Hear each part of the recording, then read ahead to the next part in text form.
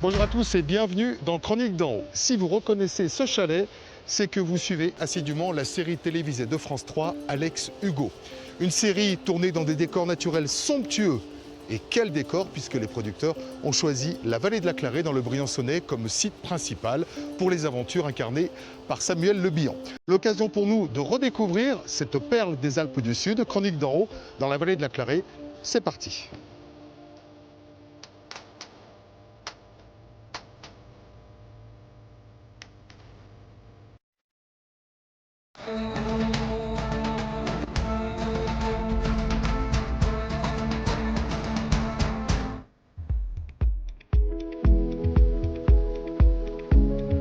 Nous partons aujourd'hui aux confins des Hautes-Alpes, dans la vallée de la Clarée. C'est un véritable paradis pour les randonneurs, avec ses lacs, ses sommets escarpés et ses forêts de mélèzes. Mais c'est aussi le décor naturel d'une série à succès de France 3, incarnée par Samuel Le Bihan, Alex Hugo. Les aventures de ce policier de montagne atypique se déroulent au cœur des décors grandioses du Briançonnais. Il a des belles valeurs, Alex Hugo. C'est vraiment. Alors sa particularité, c'est qu'il est vraiment épris de liberté avant tout, épris de justice énormément. Et ces valeurs étaient aussi celles d'Émilie Carle. L'authenticité et la sauvegarde de cette vallée sont en grande partie le fruit de son combat, et son héritage est toujours bien présent dans l'esprit des habitants. Au début de son livre, La soupe aux herbes sauvages, elle dit je vois passer devant chez moi la Clarée, cette rivière bénie des dieux. Mais pour commencer ce voyage au pays d'Alex Hugo, j'ai rendez-vous avec Christophe, un infatigable randonneur, fan de la série télévisée, qui aime aussi photographier la montagne. Elle est incroyable cette rivière, hein. Elle est magnifique. Elle est limpide. Magnifique. Et tu vois, avec le changement, quand il fait beau, elle change de couleur. Là, tu avais raison. Couleur gris acier. Quand il y a le soleil, ça fait un bleu turquoise qui est incomparable et nulle part ailleurs. Et puis elle a l'air tranquille. Il y a de l'herbe sur les rives, alors que souvent, les torrents de montagne, il y a des cailloux, on sent qu'il y a eu des crues. Oui, ça ravine. Et là, non. Là, non. Elle reste bien sagement, en tout cas, elle donne l'impression Pas de crue. de rester tranquillement dans son lit. Exactement. Christophe, toi, tu es né dans le Briançonnais, à Briançon même. Je suis né à Briançon, ouais. Et très Dans vite, tu as Briançonnais. découvert cette vallée. Quand j'étais petit, ouais. Quand j'étais jeune, mes parents, on venait, on pique-niquait. C'était notre petit paradis. C'est vrai qu'elle a quelque chose d'incroyable, cette vallée. On se sent vraiment loin de tout. Ça va nulle part, à part avec les chemins de randonnée, mais la route s'arrête. C'est un bout du monde. Elle s'arrête, ouais. Un bout du monde avec pas mal de randonneurs, mais elle dégage quelque chose de paisible, avec des paysages incroyables. Oui, à couper le souffle. Et ça reste, pour les Briançonnais, un moment d'évasion. C'est quoi ta saison préférée ici? L'automne, les mélèzes, Ouais. la lumière, une lumière exceptionnelle, douce. Ça donne un paysage irréel. Surtout que ce sont des mélèzes, hein. Et l'intérêt du mélèze, c'est qu'à chaque saison, il a une couleur différente, le mélèze. Vert tendre Vert, au printemps, exactement. vert plus dense en été. Et en automne, Il une s'embrase. couleur jaunâtre, Ouais. orangée, ocre. Mais toi, tu fais de la photo pourquoi? Pour le plaisir de partager ça sur les réseaux Exactement. sociaux, ta passion, et puis C'est le partage. Ouais. C'est le fait de partager les photos, donner du plaisir. Voilà. Ouais. Comme un artiste qui joue de la musique, il donne du plaisir en jouant sa musique, en faisant. Un photographe, c'est pareil. Pour moi, je le vois comme ça. Alors, tu es né à Briançon, mais en revanche, tu vis en ville, à Oui. Grenoble, tu avais Oui. même vécu à Lyon pendant un temps. Oui. Et tu as fait un métier, mais alors qui n'a rien à voir avec l'environnement dans lequel on se trouve. Non, pas du tout. Tu as été gendarme mobile, J'ai été gendarme mobile. et ouais. maintenant tu conduis les tramways à Grenoble. Tout à fait. Donc c'est ça. très citadin comme métier, tout ça. Oui, c'est citadin. Ouais. Mais j'ai besoin de m'évader, puis j'ai besoin de me retrouver seul. Parfois, la solitude, le calme, le silence, c'est hyper important.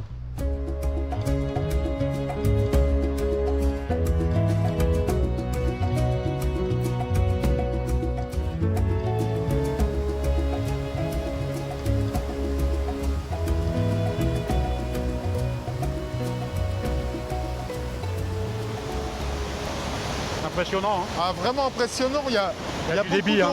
Hein. Ouais, il y en a beaucoup. Ouais. Comment ça s'explique? J'ai beaucoup de neige en haute montagne et le printemps qui a été plus que froid.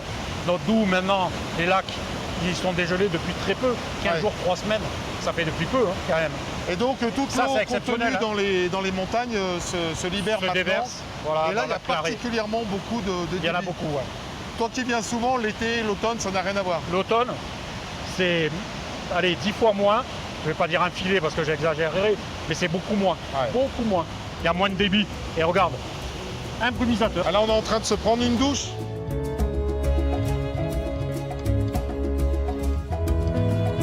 Cette cascade, elle est célèbre non seulement parce qu'elle est magnifique, mais aussi Oui. parce qu'on la voit dans la série Alex Hugo. Alex Hugo, ouais. Ouais. C'est un des spots de la série où il est venu tourner plusieurs scènes.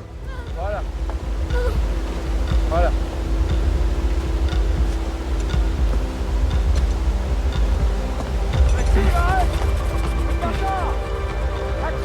Alors toi, cette C'est- série, tu la connais bien, mais pas Oui. depuis très longtemps.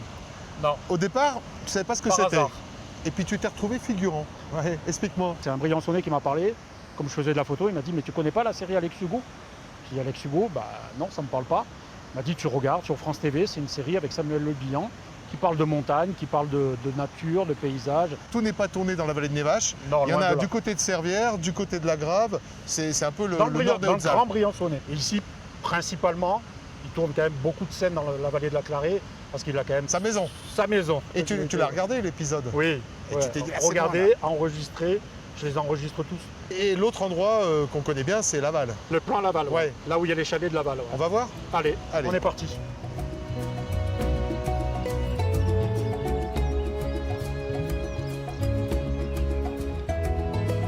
Là, c'est déjà une magnifique carte postale, mais en plus, on la voit souvent dans la série. Ils ont tourné souvent à ce niveau-là.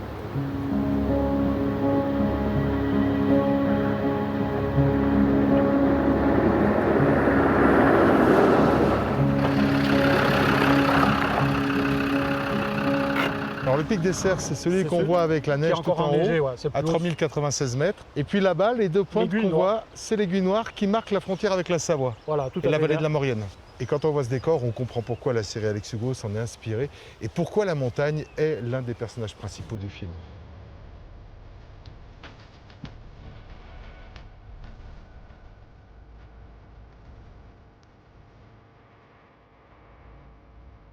C'est vrai qu'elle a quelque chose de magnétique, cette vallée, à tel point qu'elle a conquis le cœur de Valérie et deux de ses amis. Tous les trois habitaient à Lyon et ils ont tout quitté pour venir ici, dans la vallée de Nevache, exploiter un hôtel 3 étoiles, ce qui n'était pas aussi évident que ça il y a une trentaine d'années.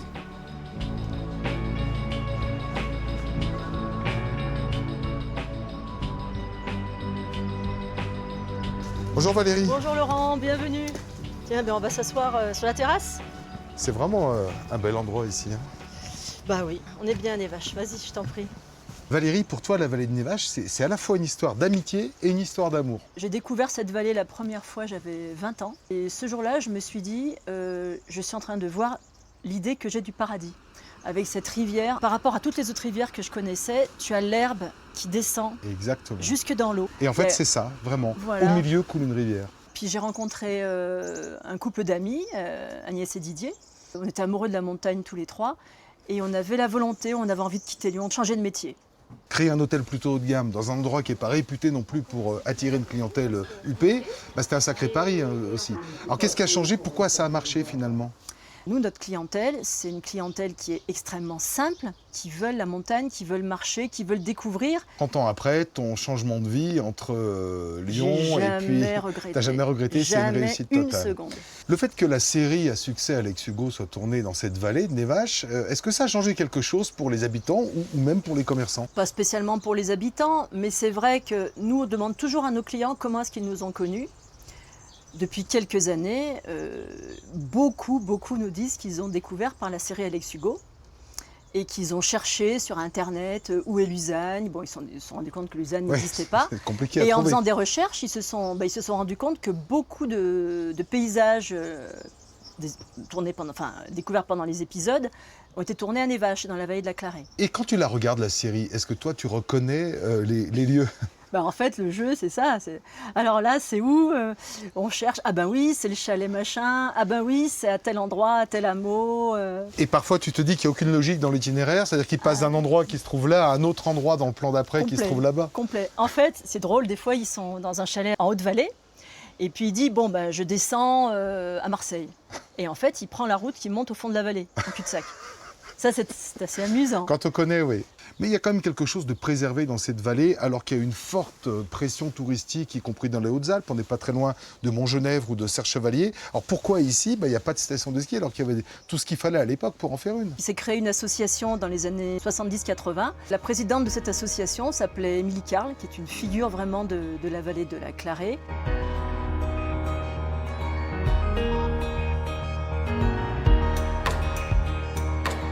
Alors voilà donc Val-des-Prés, le village d'Émilie Carle. Mais Tout à fait. Ouais. qu'est-ce qui explique la notoriété de cette dame? Elle s'est battue contre quoi? L'État souhaitait faire une liaison Fos-Turin en perçant le col de l'Échelle qui se trouve au niveau de Névache, un Et peu qui plus donne loin, sur l'Italie? et qui donne Bardonnèche. directement sur Bardonnay, qui est en Italie.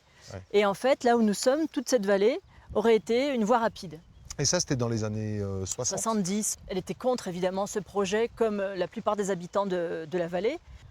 C'était une femme de tête, une femme qui ne mâchait pas ses mots et qui a osé soulever un petit peu la population de la vallée pour aller voir les autorités, notamment la sous-préfecture à Briançon. Elle a fait des manifestations. Ils se sont battus pendant pas mal de temps, mais ça a porté ses fruits. L'association vivait encore il y a une dizaine d'années. Bon, maintenant, je crois qu'elle est complètement en sommeil. Alors, est-ce que c'est bon Association de signe? défense Est-ce de que la ça Clarée. veut dire que la Clarée n'est plus en danger? Dans les années, début des années 2000, elle a eu le classement Natura 2000. Donc maintenant, ça Normalement, on ouais. devrait être tranquille.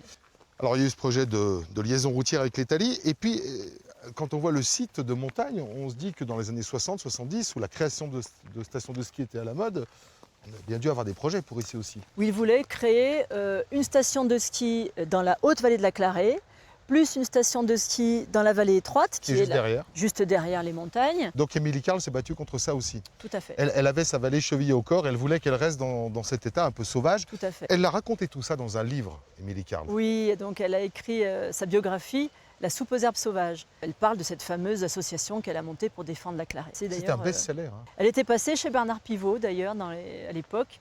Et il est très bien écrit, il est simple à lire et il est passionnant. Au début de son livre, La soupe aux herbes sauvages, elle dit je vois passer devant chez moi la Clarée, cette rivière bénie des dieux. Un peu plus tard, elle dit j'ai sous les yeux le plus beau pays du monde. Je crois que c'est ça la raison.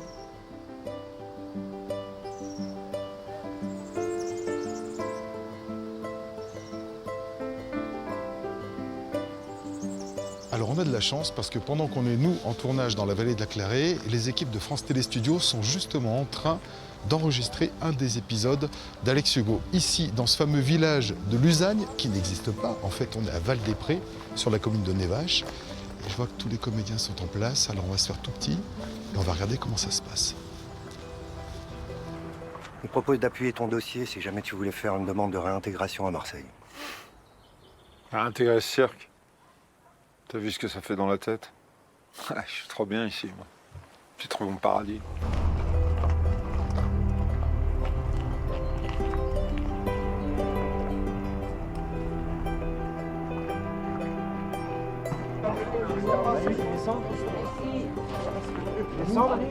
La réalisatrice Sylvie, qui a une casquette rouge et qui réalise donc cet épisode et qui discute avec l'assistant réalisateur qui met tout en place et c'est lui qui a un petit peu autorité pour dire maintenant taisez-vous, on va tourner. Si on entend moteur, on est censé se taire.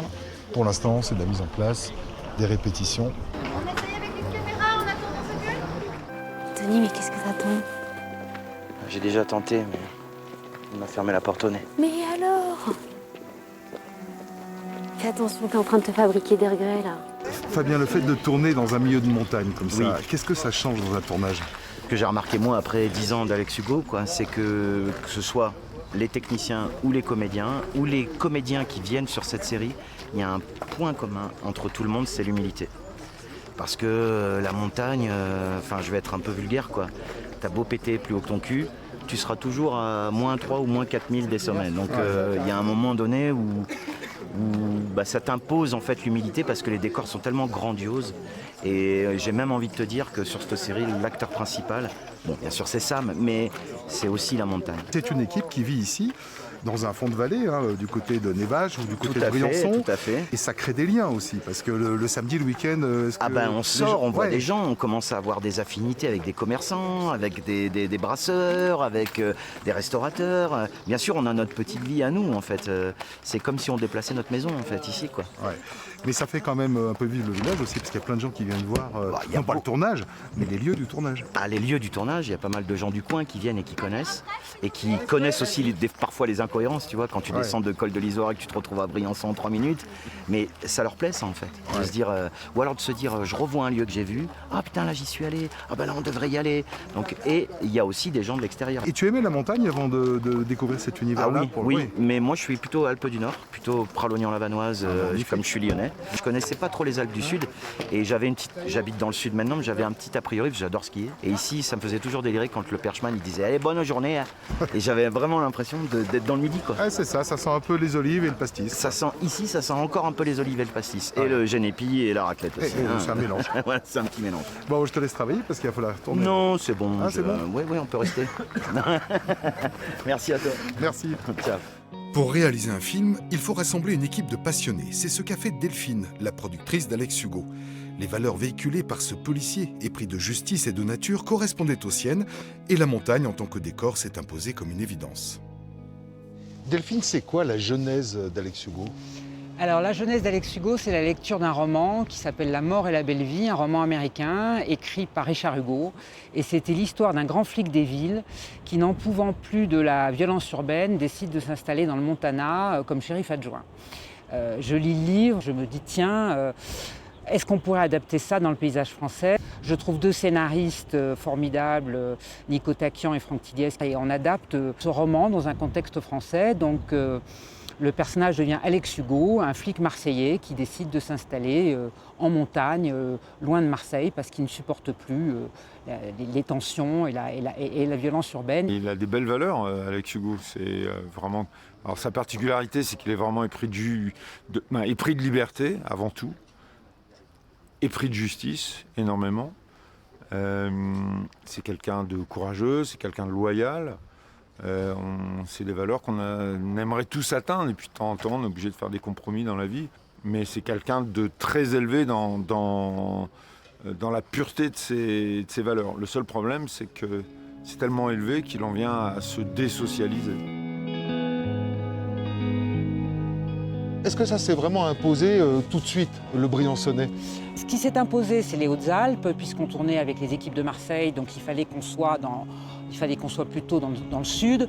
On voulait des montagnes assez variées, c'est-à-dire pouvoir jouer à la fois la haute montagne, la moyenne montagne, enfin un peu tous les paysages. Donc au départ, on était vers Orsières-Merlette pour les premiers épisodes, et puis assez vite, on s'est posé à Briançon et on a tourné autour de Briançon, où il y a une variété absolument extraordinaire de paysages, et en plus à toute saison. Est-ce que tu connaissais cette vallée de la Clairive? Pas du tout. C'est un choc, hein? Pas du tout. Je suis tombée en admiration comme tout le monde. C'est d'une beauté, c'est sauvage, c'est resté en état, c'est absolument extraordinaire. Et c'est vrai que ça fait partie des plus de la collection, et tous les gens nous le disent, tous les retours qu'on a, c'est mais que c'est beau, mais quelle aération, mais vous nous faites du bien. Mais voilà, ça c'est pour nous, c'est essentiel, et c'est vraiment l'ADN de la série. Alors on en sait quelque chose hein, dans un domaine très différent, mais tourner en montagne, c'est parfois compliqué. C'est souvent compliqué. Alors c'est une vraie gageure. Déjà, ça nous oblige à tourner à des périodes très précises, c'est-à-dire pas avant le mois de juin et pas au-delà de la mi-octobre, si on veut éviter d'avoir la neige. Ça nécessite un très gros effort des équipes de France Télévisions, parce que ce sont des tournages très physiques. Là, par exemple, le tournage qu'on a en ce moment en juin, une partie s'est fait dans la neige, les repérages se sont faits en partie dans la neige. Il nous est arrivé de monter du matériel avec des ânes. Enfin, voilà, c'est pas le commun de la fiction.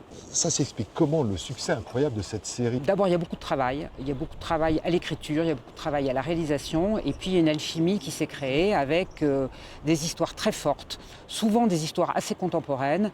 La montagne, Samuel Le Bihan, les comédiens qui l'entourent, le travail de tout le monde qui fait qu'à un moment, cette série rencontre son public. Et c'est vrai que c'est magique parce qu'on en est au 31e épisode et on rencontre autant de succès qu'au départ. Alors, quand on connaît les tournages en montagne, j'imagine quand même que pour une productrice de fiction, c'est un cauchemar parce qu'il faut que tout soit raccord. Il faut que cette séquence corresponde à la météo de la suivante, etc. Comment on fait? Alors, il faut des réalisateurs très habiles parce qu'effectivement, il faut ruser avec ça. Ce qui est embêtant, c'est quand il y a de la neige, parce qu'en général, elle tombe et puis il n'y en a plus le lendemain, donc ça, il faut faire avec. On a eu des conditions aussi dangereuses d'orage où là, on a dû arrêter, parce que là, vraiment, quand vous êtes avec toute votre équipe, avec du matériel électrique et qu'il y a un vrai orage de montagne, ça devient très dangereux. Il peut y avoir des frustrations, vous avez repéré un lieu magnifique avec un point de vue extraordinaire, et puis là, le jour où vous tournez, il flotte, où il y a du brouillard. Bon, il faut s'adapter. Voilà, c'est assez classique, mais c'est vrai que c'est aussi très spécifique à ces tournages en montagne et à Alex Hugo. La neige, c'était dingue parce qu'on était sur un plateau, il fallait redescendre. Et là, on ne voyait pas à 2 mètres, donc on se suivait les uns les autres, on se repérait à la lumière de la voiture devant, sauf qu'on ne voyait même plus la route. Donc, vous savez, une route de montagne, c'est fait de virages. Et on ne savait plus à quel moment exactement était le virage. Et à un moment, tout d'un coup, on voit une vache au milieu de la route. On dit merde, on est dans un champ. Non, c'est la vache qui est venue, qui sait elle-même plus où est le champ. C'était fou, quoi. Donc, c'est Alex Hugo, c'est extrêmement vivant et c'est des tournages où on sort de la zone de confort. Je me rappelle d'un jour où on était toute l'équipe, on tournait une scène vraiment en hauteur sur un plateau où Alex Hugo et mon personnage, on creusait notre tombe, on était pris en joue comme ça et on creusait notre tombe comme ça. Et à un moment, on voit arriver l'orage, mais on voit vraiment la démarcation, quoi. Et il arrive vers nous comme ça. Et l'orage, on le voit arriver, mais... Et en fait, on se met toute l'équipe sous des espèces de tentes là pour se protéger. Et là, tu te dis, s'il y a un éclair qui sort, on se fait tout, c'est barbecue, quoi. Alors, c'est un cauchemar de productrice ou c'est un bonheur? C'est un bonheur, c'est un bonheur. Un peu de stress? Oui, c'est forcément du stress, mais c'est un bonheur. Non, c'est un vrai bonheur. Puis c'est un bonheur de faire des films de cette qualité, d'en être fier. Parce que moi, j'en suis fier, je trouve que c'est des très beaux films. De rencontrer à ce point-là son public, de durer comme ça dans le temps. C'est une très très belle aventure. Au début, vous prenez les droits d'un bouquin, vous dites je vais en faire un, peut-être 2, vous prenez les droits dessus, vous en êtes au 30e, c'est assez extraordinaire. Un succès qui tient aussi à l'authenticité de la vallée. Donne lieu à quelques petites festivités dans le village de Nevache. On va découvrir ça avec Kevin. Spectacle. Tous les descentes ont encore un petit peu de Kevin, ça fait longtemps qu'on organise une fête pour la transhumance ici à Nevache? Alors, en fait, pour nous, on est un groupe de jeunes, on l'a récupéré, on a fait monter cette comité des fêtes à travers Nevache Canim. Ça fait autour de 6 ans. Ouais. Après, c'est vrai qu'il y avait l'ancien comité des fêtes le faisait depuis environ une vingtaine d'années, pour faire simple, sur cette organisation-là. Mais la transhumance, c'est quelque chose qui se fait depuis des temps immémoriaux ici à Nevache. Alors oui, en fait, c'est assez traditionnel, mais il se trouve qu'à l'époque, c'était pas des brebis, c'était en fait des vaches. Il y avait donc le vacher qui venait, etc. Et c'était une autre façon de profiter de la vallée. Finalement, la transhumance brebis, elle est plus récente. Et cet été, il y aura en fait quasiment 11 000 têtes sur toute la vallée, donc c'est assez top. C'est pas forcément simple, ça veut dire qu'il y a aussi d'autres enjeux qui commencent. Oui, parce qu'il faut arriver à concilier les gens qui viennent se promener et puis la présence des troupeaux un peu partout dans la Clarée, quoi. Exactement, et c'est vrai que par rapport à ça, on sait que parfois il peut y avoir des rencontres. Certains sont là pour travailler et d'autres sont là du coup aussi pour profiter. Personne n'a raison, personne n'a tort, mais l'idée c'est qu'on vit tous ensemble. Et cette fête nous permet aussi de sensibiliser autour de ça. Je pense qu'aujourd'hui, on a besoin de repères, on a besoin d'être ancré et on va dire qu'il y a une ère où finalement il y a beaucoup de dissensions, beaucoup d'échanges, parfois un peu durs même dans les propos. Je crois que le vivre ensemble, on a encore plus besoin. Et du coup, savoir d'où on vient, c'est un peu mieux comprendre où on va. Finalement, la devise de Briançonnet et la ville, c'est le passé répond de l'avenir. Je crois que finalement, la fête de la transhumance, ça en est une sorte de parfait exemple. Des transhumants bas et d'aller au fil de l'été de plus en plus haut? Oui, enfin la vraie transhumance, ça existe quasiment plus. Les brebis arrivent en camion. Effectivement, il y a des quartiers bas, des quartiers moyens et les quartiers hauts, les quartiers d'août. On suit la végétation, en gros. Parce que le principe, c'est qu'au début du printemps, il y a l'herbe en bas, il y a encore de la neige en haut. Oui, c'est ça. Toi, tu es berger depuis combien de temps? Ça fait plus de 20 ans maintenant. Toujours ici, dans les Hautes-Alpes? Non, là, je fais ma 19e saison. Avant, j'avais travaillé dans les Pyrénées. Qu'est-ce qu'il faut pour qu'un éleveur, un berger soit heureux? Il lui faut ses moutons, il lui faut pas de loup? Souvent, on est embêté avec l'histoire du loup, mais alors, quelquefois, l'humain, à gérer, c'est encore quelque chose. Hein. C'est compliqué. Ouais. Alors, qu'est-ce qu'il faudrait pour qu'il y ait une bonne cohabitation entre les gens qui fréquentent la montagne et puis ceux qui y travaillent comme toi l'été? Il en faudrait moins. Et qu'est-ce que tu as envie de dire aux gens qui vont se balader cet été en montagne, qui vont te voir? Comme ça sera fait. Si tu leur fais passer le message, ça sera fait. Ils n'auront plus besoin de te poser la question. C'est du savoir-vivre. Le problème, c'est que les gens, ils arrivent en montagne, ils s'imaginent que c'est à personne. On est un pays, tout appartient à quelqu'un. Si c'est pas une personne physique, c'est une personne morale. On dit souvent que la montagne, elle vit, elle se respire, elle se voit et elle s'entend grâce aux cloches des moutons, quoi. Ouais. Et tu en fais partie de ça, de ce paysage sonore. Ouais, ça fait la cloche de plus. Et ben bon été à toi. Bah, merci. Et merci.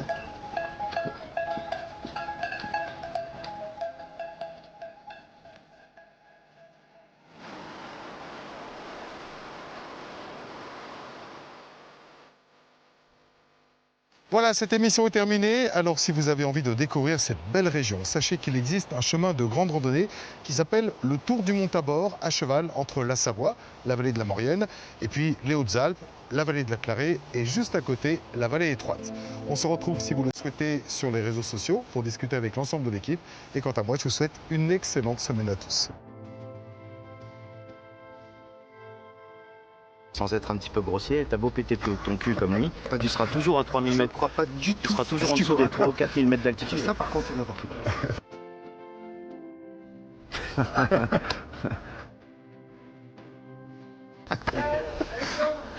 Voilà, ça c'est les acteurs. Il faut toujours qu'ils s'incrustent dans les endroits où...